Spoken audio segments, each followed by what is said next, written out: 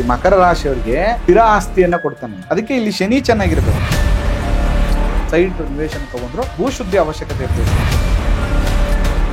ಪಶ್ಚಿಮ ದಿಕ್ಕು ಅತ್ಯಂತ ಶುಭ ಫಲವನ್ನು ಕೊಡ್ತಾರೆ.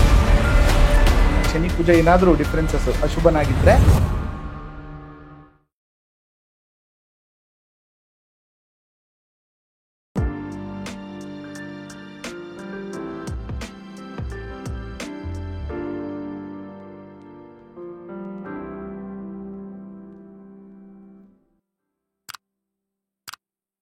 ಶ್ರೀ ಗುರುಭ್ಯೋ ನಮಃ. ಮಾಯಕಾರ ಪ್ರಭುವೇ ನಮಃ. ಗಣೇಶ ದೇವಿ ವಾಗ್ದೇವಿ ಮಮ ವಾಕ್ಯ ಸಿದ್ಧಿ ಕುರು ಸ್ವಹ. ವಾಸ್ತು ಪುರುಷಾಯ ವಿದ್ಮಹಿ ಕ್ಷೇಮಂಕರಾಯ ಧೀಮಹಿ ತನ್ನೋ ವಾಸ್ತು ಪ್ರಚೋದಯಾತ್. ಆರಾಧ್ಯ ದೈವನಾಗಿರುವಂತಹ ಮಲೆಮಾದೇಶ್ವರರನ್ನ ಮನದಲ್ಲಿ ನೆನೆಯುತ್ತಾ ವಿದ್ಯಾಗುರುಗಳ ತಂದೆ ತಾಯಿಯ ಪಾದಾರವಿಂದಗಳಿಗೆ ನಮಸ್ಕಾರವನ್ನ ಮಾಡ್ತಾ ಜಗದ್ಗುರು ಪಂಚಾಚಾರ್ಯರನ್ನ ಬಸವಾದಿ ಶರಣರನ್ನ ಮನದಲ್ಲಿ ನೆನೆಯುತ್ತಾ ನನ್ನೆಲ್ಲ ಪ್ರೀತಿಯ ವಾಸ್ತುವಿಜ್ಞಾನ ವಾಹಿನಿಯ ವೀಕ್ಷಕ ಬಂಧುಗಳ ಅಂತರಾತ್ಮಗಳಿಗೆ ನಿಮ್ಮ ಮುಗುರು ಮಧು ದೀಕ್ಷಿತ್ ಮಾಡುವಂತಹ ಪರಿಪೂರ್ಣವಾದಂತಹ ನಮಸ್ಕಾರಗಳು. ಅದರ ಜೊತೆಗಿದೆ ಜುಲೈ 12ನೇ ತಾರೀಕು ಬೆಳಗ್ಗೆ 9ರಿಂದ ಸಂಜೆ 5:30ವರೆಗೆ ನಿಗೂಢ ಪ್ರಶ್ನೆಶಾಸ್ತ್ರ ತರಗತಿಯನ್ನ ಮಾಡ್ತಾ ಇದ್ದೇವೆ. ಅದರಲ್ಲಿ ತಾಂಬೂಲ ಶಾಸ್ತ್ರ, ಕವಡೆ ಶಾಸ್ತ್ರ, ರಮಲ ಶಾಸ್ತ್ರ, ಶಕುನ ಶಾಸ್ತ್ರ, ಪಂಚಾಂಗ ಪ್ರಶ್ನ, ಹೀಗೆ ಅನೇಕ ವಿಧವಾಗಿರುವಂತಹ ಪ್ರಶ್ನಾ ಭಾಗವನ್ನು ಕಲಿಸ್ಕೊಡ್ತಾ ಇದ್ದೇವೆ. ಯಾರಿಗೆಲ್ಲ ಆಸಕ್ತಿ ಇದೆ ಇದನ್ನ ಕಲಿಯುವಂಥದ್ದು ದಯವಿಟ್ಟು ನೀವು ಸಂಪರ್ಕವನ್ನ ಮಾಡಿ. ಜೊತೆಗೆ ಇನ್ನು ಯಾರೆಲ್ಲ ಸಬ್ಸ್ಕ್ರೈಬ್ ಆಗಿಲ್ಲ ಅವರು ಸಬ್ಸ್ಕ್ರೈಬ್ ಆಗಿ, ಫಾಲೋ ಮಾಡಿ, ಸಪೋರ್ಟ್ ಮಾಡಿ ಅಂತ ಈ ಮೂಲಕ ಕೇಳ್ಕೊತೇನೆ. ಕಾರ್ಯಕ್ರಮಕ್ಕೆ ನಮ್ಮ ಹರ್ಷ ಅವ್ರನ್ನ ಇನ್ವೈಟ್ ಮಾಡೋಣ. ಹರ್ಷ ನಮಸ್ತೆ. ಗುರುಜಿ ನಮಸ್ತೆ. ಚೆನ್ನಾಗಿದ್ದೀರಾ ಹರ್ಷ? ಚೆನ್ನಾಗಿದ್ದೀನಿ ಗುರುಜಿ. ಈಗ ಇವತ್ತು ಅನೇಕ ಪ್ರಶ್ನೆಗಳ ಬಗ್ಗೆ ಮಾತಾಡೋಣ ಅಂತಂದೆ. ಹಾಗಾದ್ರೆ ಈ ವಾಸ್ತು ಬಗ್ಗೆ ನಿಮ್ಗಿರುವಂತಹ ಪ್ರಶ್ನೆಗಳ ಬಗ್ಗೆ ಇವತ್ತು ಮಾತಾಡೋಣ. ಈಗ ಮಕರ ರಾಶಿಯವರು ಯಾವ ವಯಸ್ಸಲ್ಲಿ ಮನೆ ತಗೊಳ್ಳೋಂತ ಯೋಗ ಅಥವಾ ಮನೆ ಕಟ್ಟೋ ಯೋಗ, ಹಾಗೆ ಅವ್ರ ಯಾವ ಗ್ರಹಗಳು ಅವ್ರ ಜಾತಕದಲ್ಲಿ ಚೆನ್ನಾಗಿದ್ದಾಗ ಅವ್ರು ಈ ರೀತಿ ತಗೊಂತಾರೆ ಅನ್ನೋದು ತಿಳಿಸ್ಕೊಡಿ ಗುರುಜಿ. ಈ ಮಕರ ರಾಶಿಯವ್ರಿಗೆ ಸ್ವಾಮಿ ಶನೇಶ್ವರ ಚೆನ್ನಾಗಿರ್ಬೇಕು. Very important. Shani plus Kuja ಇಬ್ರು ಚೆನ್ನಾಗಿರ್ಬೇಕು. ಯಾಕಂದ್ರೆ 4ನೇ ರಾಶಿ ಬಂದು ಕುಜನ್ ರಾಶಿ, ಕುಜನು ಚೆನ್ನಾಗಿರ್ಬೇಕು. ನೋಡಿ ಹೇಳ್ತದೆ, ಶನೀಶ್ಚರೇ ಚತುರ್ಥೆ ಸ್ವಕ್ಷೇತ್ರೇ ವಾ ಸುಬಲೋ ಯದಿ ಗೃಹ ಭೂಲಾಭ ಸಂಪತ್ತಿರ್ಭವತಿ ಮಕರೋಜ್ಜಾನಿ ಕಲು ಅಂತ ಹೇಳ್ತಾರೆ. ಅಂದ್ರೆ ಬಲಿಷ್ಠನಾಗಿದ್ರೆ ಶನಿ ಜಾತಕದಲ್ಲಿ ಈ ಮಕರ ರಾಶಿಯವರಿಗೆ ಸ್ಥಿರ ಆಸ್ತಿಯನ್ನ ಕೊಡ್ತಾನಂತೆ.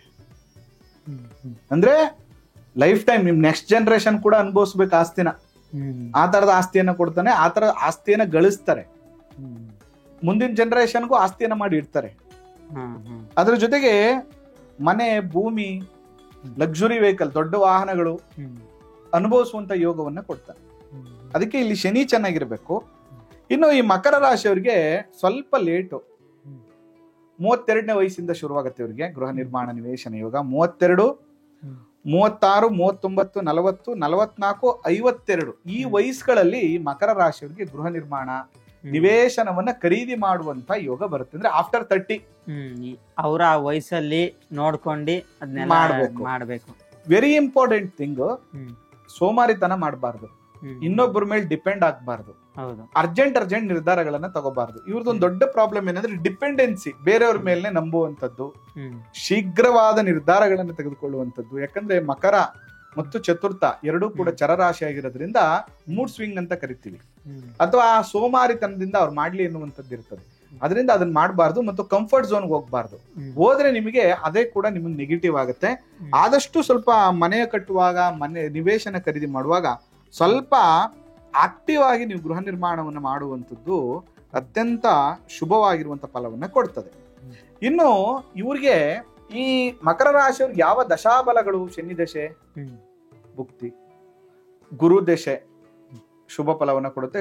ಗುರು ಓಕೆ, ಅತ್ಯಂತ ಲಾಭವನ್ನ ಕೊಡೋದಿಲ್ಲ, ಪ್ರಯತ್ನಗಳಿಗೆ ಅನುಕೂಲವನ್ನ ಮಾಡ್ತಾನೆ. ಬಟ್ ಶನಿ, ಕುಜ ಮತ್ತು ಶುಕ್ರ ಮತ್ತು ಬುಧ ಈ ದಶಾಭುಕ್ತಿಗಳು ಇವರಿಗೆ ಶುಭ ಫಲವನ್ನಂತೂ ಖಂಡಿತ ಕೊಡುತ್ತೆ.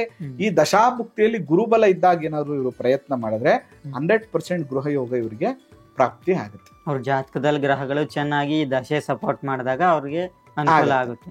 ಮತ್ತೆ ಇವ್ರಿಗೆ ರೆಡ್ ಸಾಯಿಲ್ ಅಂತ ಹೇಳ್ತೀವಿ, ಕೆಂಪು ಮಣ್ಣು ಇರುವಂತ ಭೂಮಿಗಳು ಸಿಗುವಂತದ್ದು ಇರ್ತದೆ. ಇದರಲ್ಲೂ ಕೂಡ ಸ್ವಲ್ಪ ಶಲ್ಯ ದೋಷಗಳು.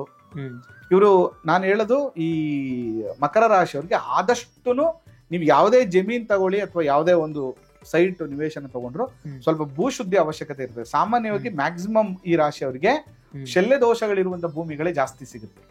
ಈಗ ತಗೊಂಡಿದ್ರೆ ಅವರು ಭೂಶುದ್ಧಿ ಏನಾದ್ರೂ ಮಾಡ್ಲೇಬೇಕು. ಇಲ್ಲ ಅಂದ್ರೆ ಒಂದು ವಾಸ್ತು ದೋಷ ಇರೋ ಸೈಟ್ ಸಿಗುತ್ತೆ, ಇಲ್ಲ ಟಿಲ್ಟ್ ಇರುತ್ತೆ, ಇಲ್ಲ ಮೂಲೆ ಕಟ್ಟಾಗಿರುತ್ತೆ, ಇಲ್ಲ ಶಲ್ಯ ದೋಷ ಇರುವಂತ ಭೂಮಿಗಳು ಅಂದ್ರೆ ಶಾಪಗ್ರಸ್ತ ಭೂಮಿಗಳು ನಿವೇಶನಗಳು ಸಿಗುವಂತ ಯೋಗಗಳು ಜಾಸ್ತಿ ಇರ್ತದೆ ಇವ್ರಿಗೆ.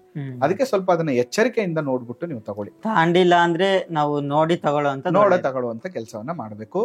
ಜೊತೆಗೆ ಇವ್ರಿಗೆ ಅತ್ಯಂತ ಶುಭವಾಗಿರುವಂತದ್ದು ಪಶ್ಚಿಮ ದಿಕ್ಕು, ಆಯ್ತಾ, ದಕ್ಷಿಣ, ಇವೆರಡೂ ಕೂಡ ಅತ್ಯಂತ ಶುಭ ಫಲವನ್ನ ಕೊಡುತ್ತೆ. ಪಶ್ಚಿಮದ ರಸ್ತೆ ಇರುವಂತಹ ನಿವೇಶನಗಳು ಅಥವಾ ದಕ್ಷಿಣದ ರಸ್ತೆ ಇರುವಂತಹ ನಿವೇಶನಗಳು ಎರಡೂ ಕೂಡ ಇವರಿಗೆ ಅತ್ಯಂತ ಶುಭ ಫಲಗಳನ್ನು. ಪಶ್ಚಿಮ ಮತ್ತು ದಕ್ಷಿಣ ದಿಕ್ಕಲ್ಲಿ ಅವರು ಮನೆ ಕಟ್ಟಬಹುದು, ಅಂಗಡಿ ಮಾಡಬಹುದು, ಕಮರ್ಷಿಯಲ್ ಮಾಡಬಹುದು, ಸೈಟ್ ತಗೋಬಹುದು, ಏನಾರು ಮಾಡಿ. ಅಥವಾ ಲೇಔಟಿನ ದಕ್ಷಿಣ ಉತ್ತರದಲ್ಲಿ ಕೂಡ ಇವರು, ಪಶ್ಚಿಮದಲ್ಲಿ ಕೂಡ ಇವರು ದಕ್ಷಿಣ ಪಶ್ಚಿಮ ತುಂಬಾ ಚೆನ್ನಾಗಿ ಈಗ ಅವ್ರಿಗೆ ಆಗ್ ಬರುತ್ತೆ.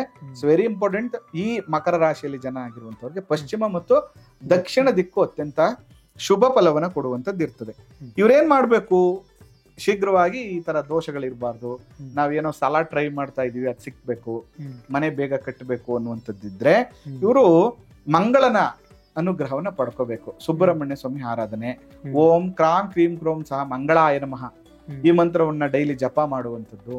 ಮತ್ತೆ ತೊಗರಿ ವೆರಿ ಇಂಪಾರ್ಟೆಂಟ್. ಈ ಚನ್ನಂಗಿ ಬೇಳೆಯನ್ನ ಮಂಗಳವಾರದ ದಿನ ದಾನ ಮಾಡುವಂಥದ್ದು, ಮಂಗಳವಾರದ ದಿನ ಒಂದು ಉಪವಾಸವನ್ನ ಮಾಡುವಂಥದ್ದು, ಇದೆಲ್ಲವೂ ಕೂಡ ಶುಭ ಫಲ ಪ್ರಾಪ್ತಿ ಆಗುತ್ತೆ. ಮತ್ತು ಈ ಮಕರ ರಾಶಿಯವರು ಮನೇಲಿ ಒಂದು ತುಳಸಿ ಕಟ್ಟೆಯನ್ನ ಸ್ಥಾಪನೆ ಮಾಡಿ, ಎಲ್ಲರೂ ಮಾಡಿದ್ರೆ ತುಂಬಾ ಒಳ್ಳೇದು.